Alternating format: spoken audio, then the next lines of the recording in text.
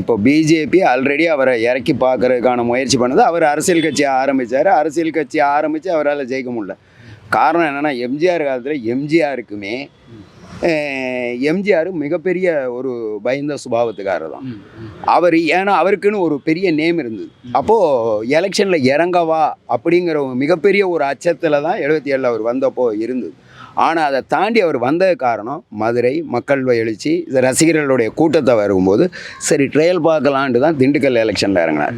இந்த மாதிரி எந்த செயல்பாட்லேயும் இதே மாதிரி தான். எப்போவுமே ஒரு மிகப்பெரிய ஆளுமைகள் எல்லாருக்குமே ஒரு பயம் இருக்கும். அது நீங்கள் எந்த ஆளுமையை நீங்கள் பார்த்தீங்கன்னாலுமே இந்த ஒரு விஷயம் பண்ணிட்டோம்னா அது நமக்கு மிகப்பெரிய சரிவை இருக்கிறத தக்க வைக்க முடியாதோ அப்படிங்கிற ஒரு அச்சம் இருக்கும்.